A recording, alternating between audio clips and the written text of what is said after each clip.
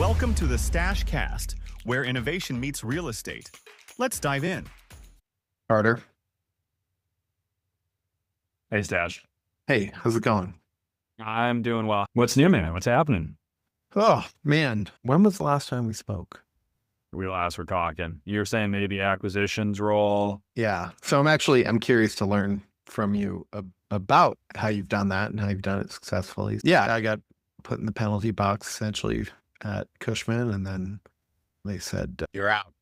But I've got a couple irons in the fire. We have lunch with a prospective seller tomorrow, so I'm excited. It should be good. Are you going to flip to the acquisition side, or are you going to do Yeah. I've got a non-compete. achievement at termination? They say, hey, we're going to still enforce that, which I guess makes sense. Yeah, it's insult to injury, but yeah. All right, Carter, thanks so much for being here today. Thanks for having me, man. Glad we can make this happen. Yeah, me too. It's been a little while in the making, but here we are. Bad then. Um, I've been here today. Yeah, you and I have been talking for many years, haven't yet necessarily had the opportunity to work on deals together, but always thought highly of you, and you've recently decided to branch out on your own. I guess let's start from the top. Let's start with who you are and what you do. Yeah. So yeah, was originally from Green Bay, Wisconsin, grew up here. It's actually where I'm located as well. Went off school and ended up in Milwaukee. As things go, went with Marquette guy. I was at Marquette and was recruited into MLG by the MLG. Classic way to get into a real estate company relationship. Met him and worked with MLG for a little over 5 years. Did Midwest acquisitions for them.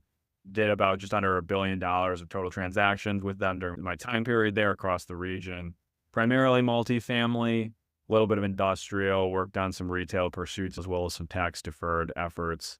And like you mentioned, very active across the marketplace, fortunate to have an active source of capital during there, which was critical. Some periods where a lot of folks didn't have that, and fortunate to be at a spot that had that throughout and really developed some great relationships and find some great opportunities. I think we made some great buys.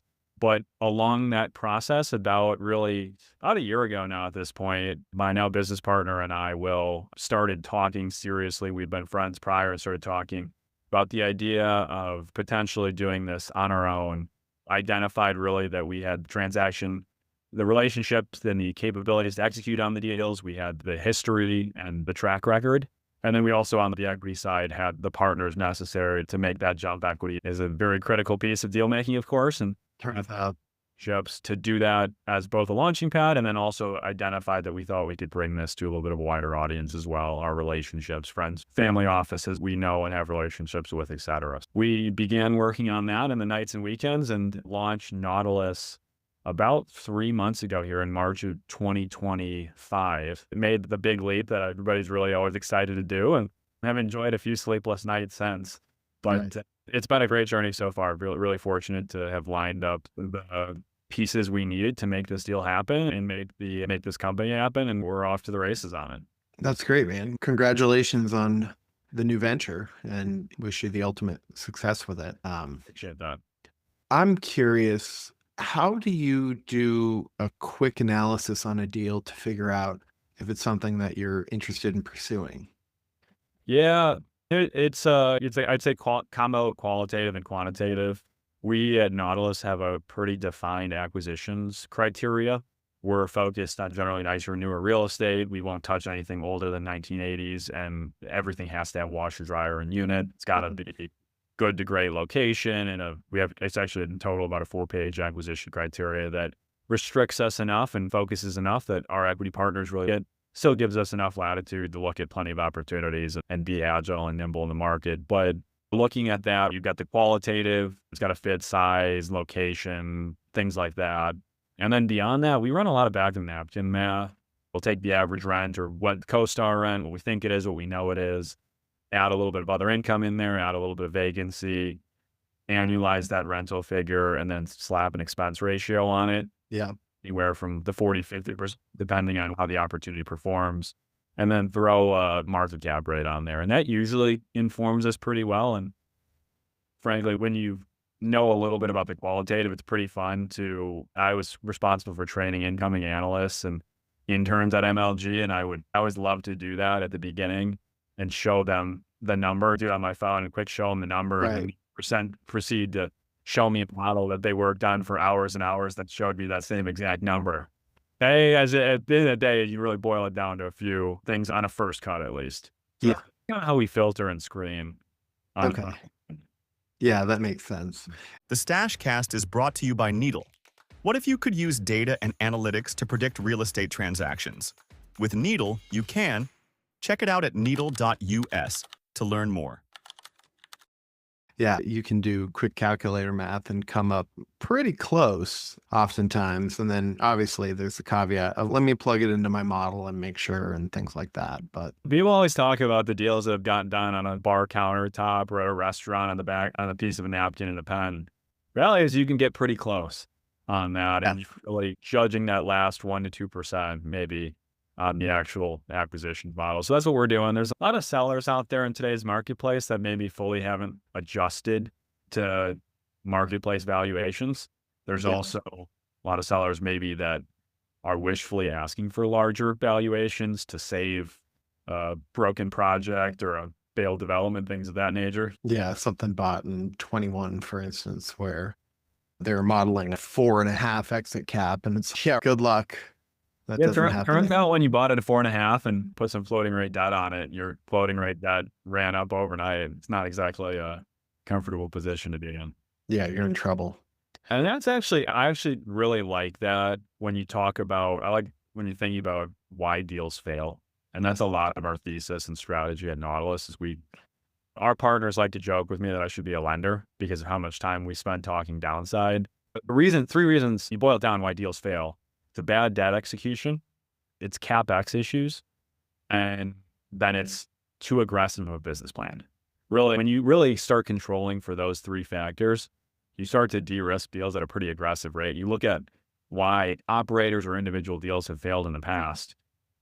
If you put a nice fixed rate loan on at moderate leverage in the peak market, you might not be in the best position, but you're in a hell of a lot better position than you were if you put a floater on. And when you really look at the distress, it's guys and individuals that put floaters on their deals and or high leverage loans, and they bought older value add deals and they improperly capitalized them. Those are the ones that really are hurting the most, in my opinion. Yeah, there's a saying in construction and definitely in real estate of everything costs more and takes longer than what you thought it would. Yeah, it's when you get a lot of things can look right and maybe are technically accurate on a pro forma too. But when you actually get into it and you actually start getting in there, like you said, CapEx costs can run.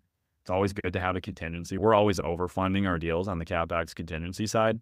Because at the end of the day, on a $50 million deal, having an extra $200,000 in the bank account, it's really not that much of a return drag in the grand scheme of things. Right.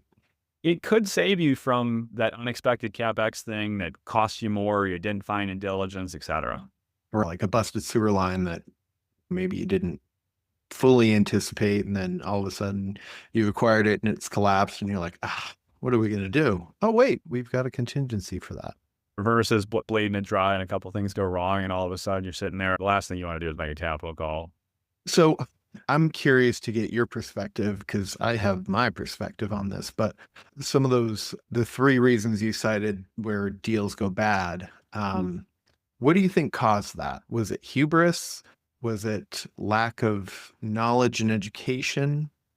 And I guess where I'm coming from that is during my brokerage career, we saw there were times when we would get identical letters of intent from various different groups. And it's, hey, do you know this other guy? No, who's that? So where'd you get this format from? Because it's the exact same thing, like word for word. Price might be a little bit different. Sure. And it turns out that they had each gone to either together or separately some sort of weekend seminar where get rich quick in real estate sort of thing. And you saw a rise of syndicators probably from the mid 2010s. And it feels like they've dried up because a lot of them are maybe in that hot water these days. So I'm curious what your perspective is on that. When you look at the past 15 years, let's call it, things have generally moved up and to the right, we'll call it, on valuations, whether you did anything or not. So you've had huge tailwinds in the market for a lot of buyers. So that helps people get more confident, that helps people scale, and people get into positions that maybe they shouldn't be in. So I think that maybe is one piece of it. Also, something we talk about a lot at Nautilus is the idea that when you box yourself in too much to a strategy and opportunities don't fit in that strat, and you have to buy, call it value add Southeast, to pick on probably the buzziest criteria that we've seen in the most recent cycle here. All of a sudden you have to buy that because that's what you've told your equity, you've told your investors is where the opportunity is. And you just if you're not winning those opportunities, you just eventually, there's underwriting creep, I think, where it's, we're going to push a little harder. And when we talk about that, we target to look at about 150 opportunities, underwrite and offer about 150 opportunities a year at Nautilus. At my previous role, we were doing a lot more than that. And that casts a really wide net. We're prepared to transact at those valuations. These are real, fully underwritten numbers, at least on a first cut underwrite. And when we have to do, when we're targeting in these first couple of years to do 2 to 3 deals a year, we only have to hit on a couple every year. So we may be very now we have that opportunity flow because we're covering the Midwest. We're looking at everything from light value add to core plus, or really true value add to core plus. We're looking at enough markets. If we were, say, a Wisconsin only buyer, which is where we're located, we might be seeing, 20 opportunities realistically a year, if that. And we're still looking to deploy and execute on the same amount of capital and execute on the same number of opportunities. On a percentage basis, we just have to win more often. So we're going to be more aggressive on that. So I think those two things have caused some poor buying activity and behaviors. I think that's probably most interesting. I think, I would say those kind of things are most interesting. And then you layer on the fact that rates were fairly stable and lower.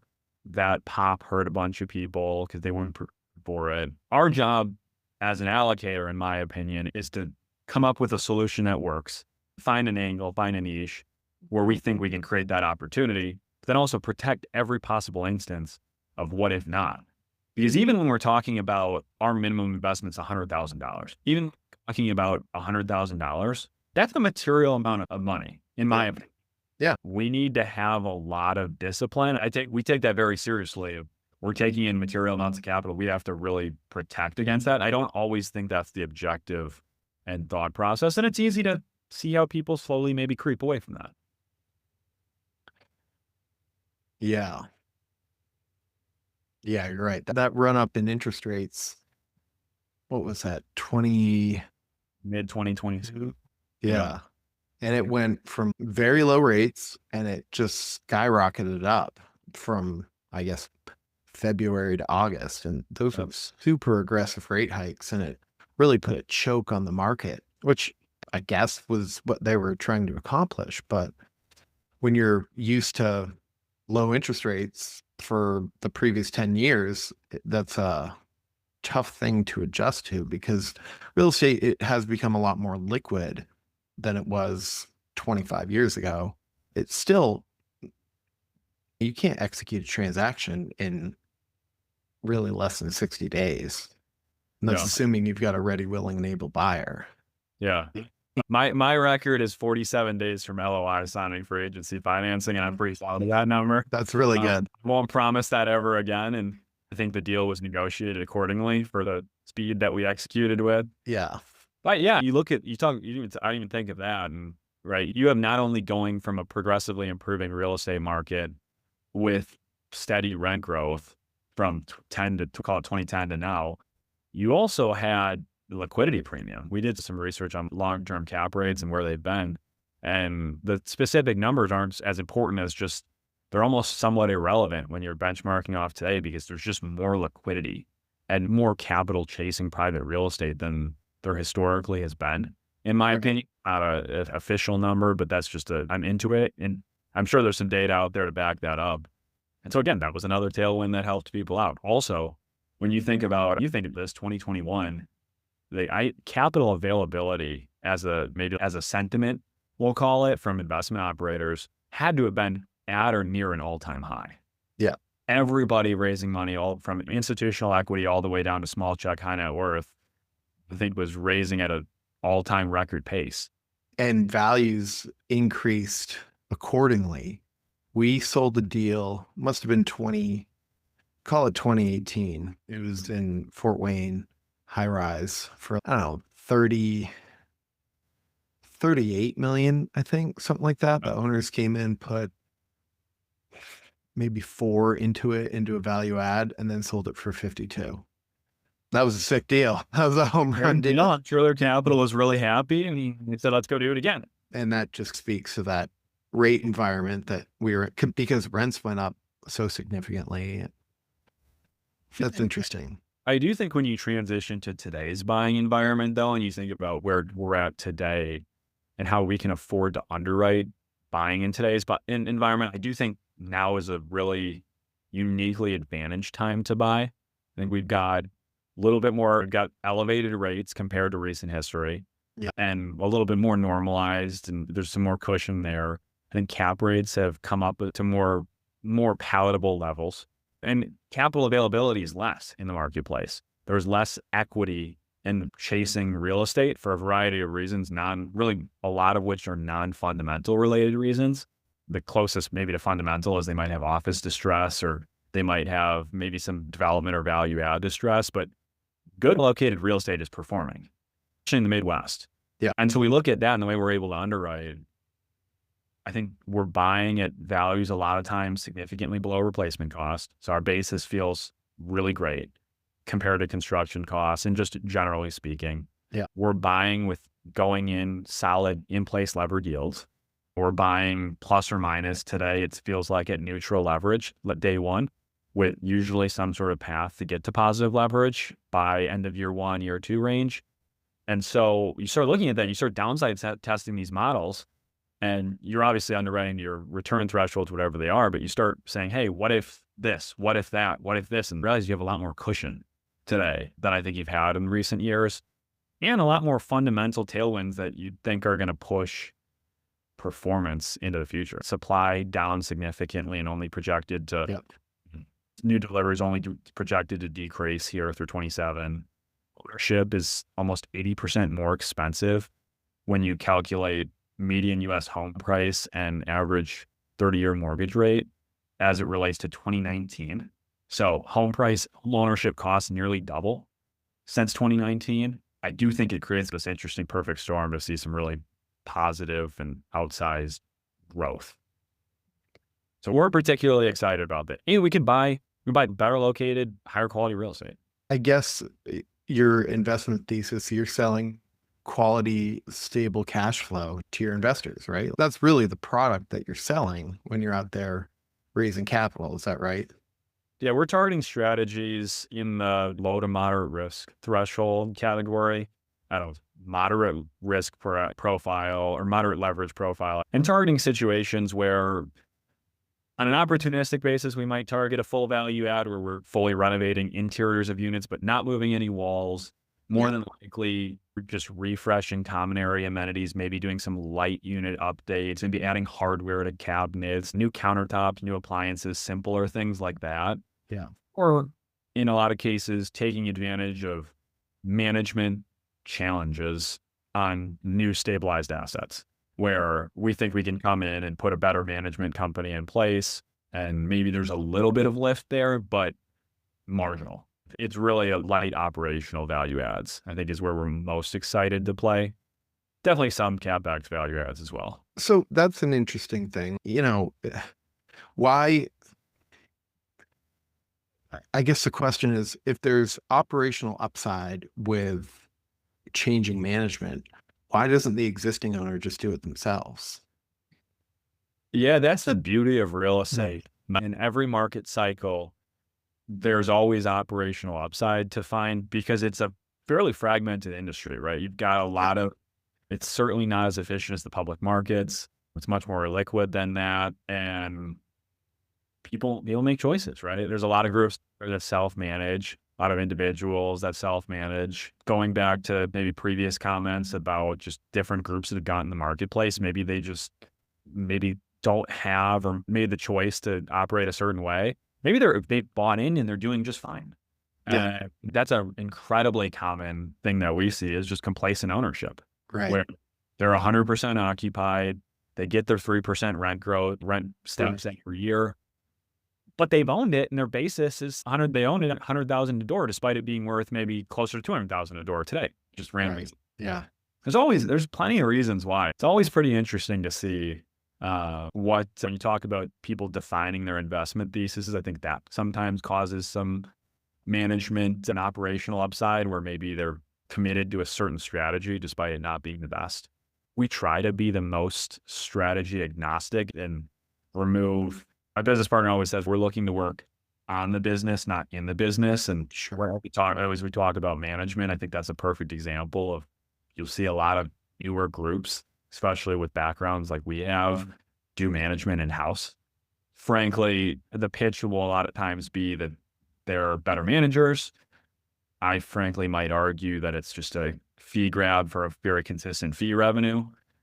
And that might be another example of where you get into that situation where you're like, yeah, you probably shouldn't be managing, but you are. We can bring in an institutional manager with 6,000 units in market that can is a better manager, more efficient. Yeah. I'm not, in a lot of markets, I'm not going to go, and I think it's funny for me to go and say sometimes that in Chicago, suburban Chicago, I'm a better manager than Cushman & Wakefield. Just an example on the management side. Or Willowbridge, both manage deals that I previously acquired from my previous firm down there. I think they both do a fantastic job. And I think they'd laugh at me if I went and said, yeah, I'm going to go manage because I think I could do a better job than you. Yeah, because that's a slow moving management is it's like trying to turn a battleship. It doesn't happen overnight. And to build a management presence without a critical mass of units, I think is incredibly challenging. Yeah. A lot of folks will tell you it's an HR business. I think that's a nice way to describe it. You have to have high quality team members there. If I lose a property manager in Des Moines, Iowa, I have no idea who to call. The large property management firm I use down there, they know 20 people. They can call them right then and there. Yeah. And that goes back to the old saying that all real estate is local. So yeah. Speaking of which, opportunity. Yeah. So what are some of the nuances, say, between looking at acquisition opportunities in Des Moines or Kansas City, for instance? Yeah. Or pick your market. So I love both of those markets. I think it's important to really understand when we talk about, I was fortunate enough to sit on the side where LP equity was placed with individual sponsors, which we, I guess, now are. And again, you'll see a lot of folks that might go nationwide. I think it's smart to niche yourself down to an area where you can get your arms around it a little bit better and really understand the markets, understand the local dynamics. There's just, as you start getting into these markets and you start covering them more, start spending more time in them, having more relationships, there tend to be little nuances that I think are important to understand. Like school districts are key in where those borders are. And yeah, there's some rating products out there for them. And there's some different things. But again, sometimes local preferences. There's just local customs too sometimes. Certain folks, they like things certain ways. For example, in Kansas City, depending on the soil type and location, it's pretty darn important that your properties are sprinklered because otherwise it can cause some settlement issues. The way the weather goes down there, different droughts and precipitation and the soil quality can expand and contract and actually cause foundation issues. Huh, that's fascinating. That's a unique and nuanced one that most folk probably wouldn't know. I would have no idea. Yeah. Yeah. And I think that just comes from experience and time covering these markets. Yeah. So those are interesting things. I think things you got to pay attention to. Also knowing supply is critical and having a really good pulse on where that new supply is coming and how it's coming. People build in that market is really important. I mean, when you talk about things that really make or break a deal, it's new supply and CapEx. If you're on the CapEx side and you understand your supply picture and the market's pretty well occupied, and as long as your underwriting makes sense, right, you're going to be okay. As long as your business plan is achievable from the onset, that shouldn't change. It's when you get 1,000 units delivered within 5 miles of you that all of a sudden it's, whoa, I'm offering them 1 month concessions and my occupancy is dipped 10%. Yeah. I'm in a deal we'll leave it as an unnamed Southeastern market. And I was excited to go into it because I looked at the group and they're like, oh, they know what they're doing. That is the worst performing deal I'm in. And I'm like, what the hell is going on? They're like, there's some supply coming on in and around the market. I'm like, I'm sorry, you should have looked at that. They paused distributions and everything essentially locally has been doing great. Lesson learned for myself, but Yeah, that's a great. I generally am of the opinion that you should bet on the sponsor over. It's a decision between betting on the deal or betting on the sponsor. You bet on the sponsor. Obviously, the deal is important too. yeah. But yeah, you got to know your markets really well and know what's happening. And obviously, things can come up and deals can get built next to you that you might not have seen coming. But at large, you can usually get a pretty good understanding of it. So how has it been? What lessons have you been able to take from MLG to building Nautilus? You're a full-on entrepreneur now. You were before, but because I think being in the acquisitions role, you have to be an entrepreneur. You have to be able to think both positively and creatively and, like you said, protect your downside. But now you're the captain. I'm the captain now. That's you. Yeah. I was really fortunate in working there to get to work a lot and spend a lot of time with, in particular, one, just experience principals with decades of experience. Again, understanding some of those nuances that naked eye or the spec sheet might just not inform you on. As it relates, I get to spend a lot of time with attorneys and CPAs there, which is great, and to understand those structures and really work with and get to work with them. They talk about real estate's obviously requires a lot of tax and legal planning around it. I mean, building those relationships and working through different sorts of deal challenges and whatnot and creative structures, I think was a really awesome experience that has prepared us well and allowed us to definitely leveraging that experience to make decisions today and be a little bit more informed as well. It's not just, I'm fortunate to understand a lot how these provisions are working in the contract and really top down there. It's been a fun switch, man. It's a lot of work in the sense of acquisitions I'm hardwired to do that at this point, right? It's almost autopilot of this is what we do, boom, at every stage, no challenges there. All the other things are a fun challenge, the non-investment piece of the business. It's fun to work on that. For example, right, we had to get a business liability insurance a couple weeks ago.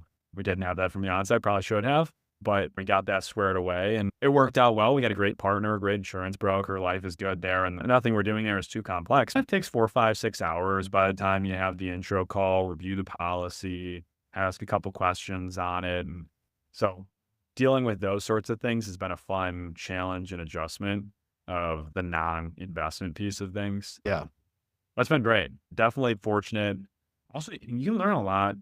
I forget in what context this came, but a very successful individual told a family member of mine, at the end of the day, you don't need to reinvent the wheel, right? That's not what he did with his company, which is wildly successful, non-investment company, but he and his partner, I think, are both on the Forbes list, very successful in that range. We didn't do that with our company. We learned the business and we studied everybody else. We took what we liked, we took what we didn't like, and we iterated and improved on the margins. And that's what our company is, and that's what we're creating. We're wildly successful doing that. So that's been a big lesson for us. Real estate is not an incredibly complicated industry. There's some nuances to it, but we said, hey, on our model, let's not try and reinvent the wheel in areas that we don't need to. Let's pick and choose our battles and try and differentiate ourselves in those particular areas. Yeah. Yeah. It's just Midwest, focus, quality, et cetera. Quality. Yeah. And I think that that quality aspect is a newer innovation in the rental housing business. Whereas unlike 70s, 80s, even mostly rental housing was a cash flow, but you also had the tax laws that benefited. You could take your active income and offset it against your passive losses, and it's just like, whatever, I don't care. But now you offer, I've got friends and partners who it's a clean, safe place to live, and you respond to maintenance requests, you'll always have tenants. But if you take it that step further and offer the nicest units in the market or in that segment, you'll have your choice of the best tenants. And so I think that's what you're saying right there. I will say though, you say a word there that I pick up on. It's the best. And when you talk about risk premiums, we want to be the middle. We want to be the upper middle. You pick your favorite market, right? And you think of the nicest property in that market. You want to be, in an ideal world, at least 2 or 3 down from them. Interesting. We want to be, because what that means, right? In Green Bay, for example, there's a property, it's right next to Lambeau Field, called Titletown Flats. Mhm. The nicest property in town. And for Green Bay, it's the best. And when you look at it, Milwaukee's got a couple brand new high rises, nicest, newest. They're the highest rents in the marketplace, whatever deal it is. You're the Yeah. highest in the marketplace, and they're constantly on the leading edge. They're pushing the market. You have to test and figure out. I would much rather be that property that's clearly inferior to them, but still nice. Sure. And Yeah. I can identify and say, hey, I want to be $200 less a month. Or I want to be $100 less a month. Or I want to be the 2025 built garden style deal that has 5 other competitors that have already proven out my rents. Mhm. And already leased. I don't need to pioneer. I don't really get paid to pioneer.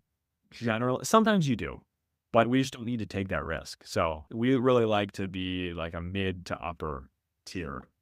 That's in the interesting. market. We don't want to own the cheapest and worst housing in the marketplace. We don't want to own the worst rundowns. We want to be in that upper middle. But do you take it from lower middle to that upper tier? That's the thesis, right? We don't really need to, again, because I think there's a lot of groups that have that thesis that are really pushing the market on value add deals, where at mass, it feels to me like value add deals are priced to perfection. We go circle back on CapEx, things of that nature. I think when you appropriately load a lot of these marketed deals up with CapEx figures on them, that at least I'm not the most aggressive. I haven't typically been the most aggressive buyer on them, because I think there's groups out there that are willing to assume that you get every last dollar of rent growth and that don't have any sort of major CapEx issues, that your turnover costs are lower, et cetera. And I just don't really think, for the fact that the risk you're taking, the fact that you've got to raise rent so significantly to hit pro forma, et cetera, I don't know that's out there. I think we would rather buy a B+ property and turn it into an A- property. I think that's how we play. And that transition might be management related. That, like I said, might be some minor cosmetic upgrades, but it's not coming in and saying, hey, we need to renovate units, spend $20,000 a unit and get $250 rent premiums to make the numbers work. Yeah. We'll look at that. We just need to get paid appropriately to do that. Sure. That makes sense. 100, where it's currently pricing and where we see at market deals pricing, that 100 to 200 basis point IRR differential for the risk, I just don't think is worth it. You said something interesting, that you think value add deals are priced to perfection. And I think you're probably right, because it's okay. You can look at this deal and it's clearly inferior to its nearest competitors. Let's pro forma in a spend of 12, 15,000 a unit. And you can just do the math from there. Can you get that $200 per unit? And is that going to be a 20% IRR on that? And then how's that going to affect the IRR of the deal overall? It's interesting. And you look at that, and the areas you start to have issues or start to see, I think others struggle, is you've got unit renovation costs. They're expensive. Materials and labor have really run, where it used to be $8,000 to $12,000 a unit to renovate a unit not too long ago. Now it's more like 15 to 20 plus. And so I think people can maybe get a little on the low side of that and maybe get a little too aggressive there. You look at other CapEx needs. Typically, if you're buying a value add deal, it means it's at least 20 years old. It's probably 30, 40 years old, where you have these heavier lifts. And you might want to budget a little extra contingency, right? We're trying to put a couple $1,000s a unit in contingency in there, which for a 300 unit deal is a material amount. It's a lot of money. Yeah. You're talking, call it $600,000 to $900,000 in reserves. and just general contingency because things come up. Yep. Stuff happens. And then where you really get a little squeezed on that is when you start having to spend so much. It means to get an appropriate ROI, you've got to see a pretty significant rent increase from that. And particularly on the one bedrooms, that can be a big issue. Those one bedroom rents can get a little tight compared to newer vintage product. One bedrooms are a little bit more price sensitive, generally speaking. And people have done a really nice job of value engineering and one bedrooms, both in terms of, I think, quality and then also size of unit. Get them a little smaller, but keeping that rent level a little lower. When you look at it, really, as a one bedroom, if you got a single renter in there, do they really care about that extra 50 square feet? Or they just want the nicest, newest unit? And it's probably the latter. Yeah. Yeah. That's interesting. Just worth thinking about. There's still plenty of money to be made in value add opportunities. I don't want to sit here and say, oh, I'm an anti-value add. I just think on a risk adjusted basis, we see more and better opportunities in the nicer, newer vintage. Well, it makes sense. Because at some point, these things are going to run their course. I can't wait till the day when all these Cardinal properties are economically and functionally obsolete, and somebody just buys the site, scrapes them with a bulldozer, front end loader, and builds a nice, beautiful new apartment community on it. That's not to say you can't make a good deal of money in the meantime owning right and get out of them, right? Yeah, but you might appreciate this because especially in the context of I know you're working on some other stuff and you got your own things working. And it's a cheesy saying, but I think if you actually believe it, it's a really nice way to invest, which is that I believe that everything, if you invest and you say, I need to hold this, I need to be comfortable holding this for 20 years from today. And on every day you own that investment, that statement still can be true. And the second that isn't true, you sell that investment. I think that puts you in a really good spot. Let's use that as an example. You go an example. 80s product. Depending on how it's built. So it's 60s equivalent. I'm probably okay with that. I'm not thinking about owning it much longer, but probably okay with that maybe. 70s product, 50 years down the line. So I'm now owning an early 50s potentially built product. I'm not really comfortable with that. Location. And with that, I think what that just teaches you and makes you think a little bit more is you're just not trying to thread the needle on, i.e. one of those Cardinal properties, things of that nature, which I'm sure they were, when the time they were built, I'm sure they served a very nice need. Yeah, it's called tax losses. Maybe that. But no, you're right. You're right. Tax losses are still pretty good today. We just make good investments around them. Right. A little different tax losses. You look at that, you say, oh, hey, that creates a little bit more discipline where instead of thinking about, oh, I'm going to value add this and then get out in 3 years, folks may think and underwrite. What if the market was sideways? What if my plan stagnates? Yeah. And I actually had to hold this for 20 years? How do I feel about that? Yeah. Buyers wouldn't buy the things they're buying. I think a lot of buyers would think differently if they were forced to think like that. Yeah. Yeah. Sometimes we'll get these sellers. I don't have to sell it. It's doing fine. And I can smell the bullshit coming out of your mouth through the phone. I know you're lying to me. You just don't want to. And you've buried everything below the line, things like that. Sure. But that's actually true. And you are actually comfortable holding a few more years and it empowers you. Yeah. Right? But those are the guys that went in thinking, oh, it's going to be a 3-year flip. And here we are 5-7 years later. Yeah. And they're kind of biting their fingernails. Pervasive delinquency, consistent CapEx issues. They're putting Band-Aids on the whole property everywhere. It's only getting worse. Yeah. Yeah. I guess last question, where do you think the market's headed over the next, say, 12, 24, 36 months sort of thing? What's your crystal ball saying? Great question. If I had said crystal ball, I would be sitting on a private island in the Caribbean somewhere right now. Yeah. What I do think is interesting is we don't ever want to brand ourselves as market predictors as a company or as investors. What we say is, obviously there can be bad times to invest in the market, but we're identifying opportunities and then putting together strategies that can weather the test of time and weather downside and then also hopefully benefit from upside in the markets. I don't want to be in there saying, oh, hey, I think rates are going to drop 100 basis points, because Yeah.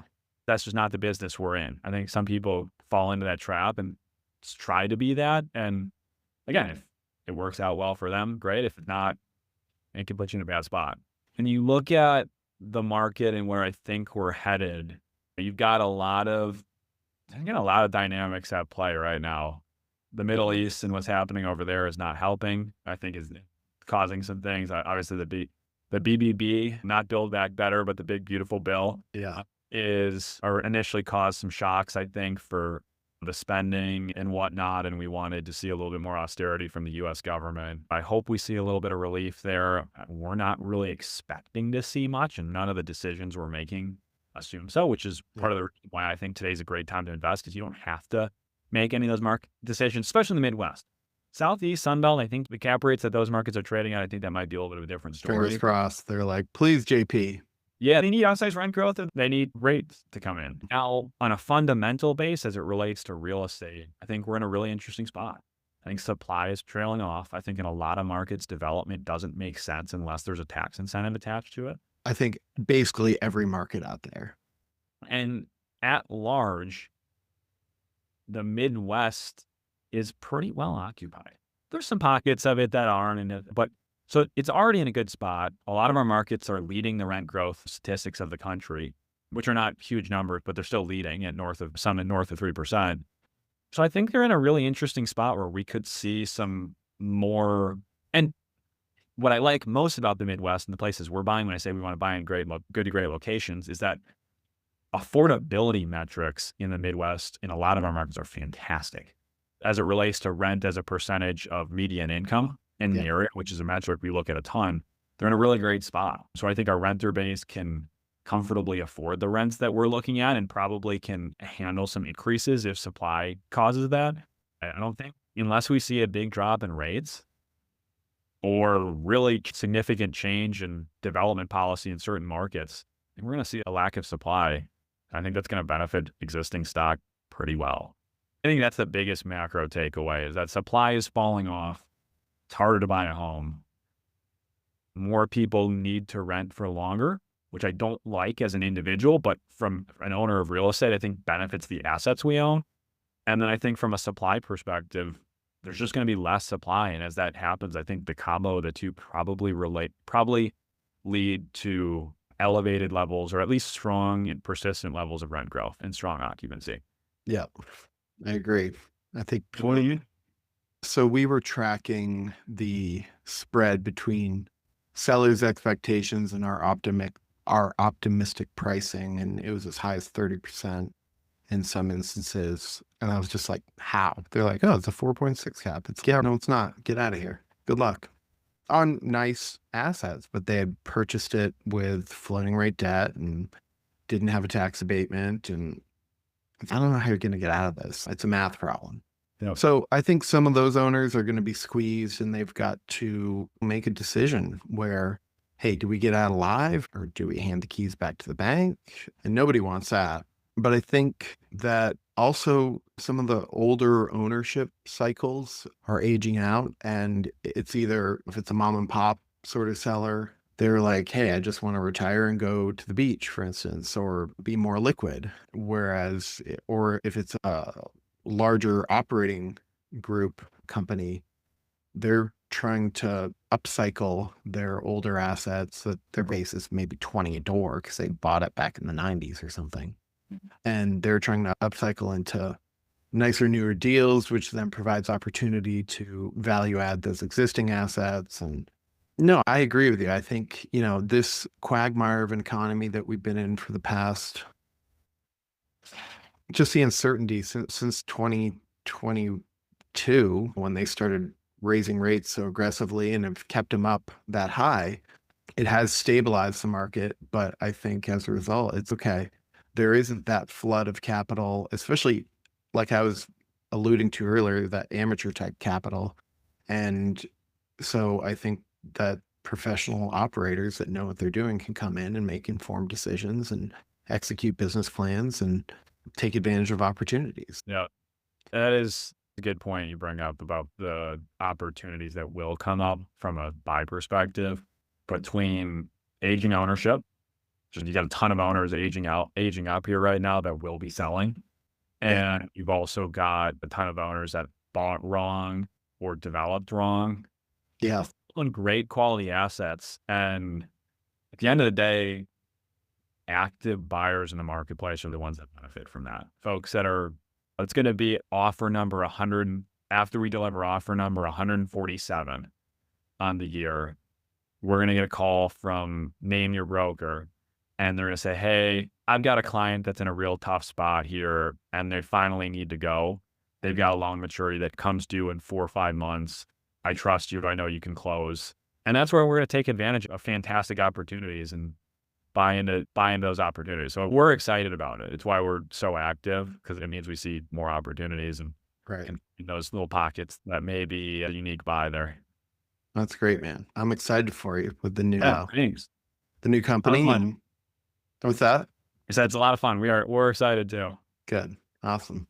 Carter, it's been a real pleasure, man. I appreciate you doing the dance with me until we got it figured out. And I hope you have a great rest of your day. Yeah, thanks, man. Appreciate you having me on. We'll talk soon. All right. Thanks, Carter. Have a great You bet. day. That's it for the Stash Cast. Subscribe, share, and stay ahead in commercial real estate and prop tech. See you next time.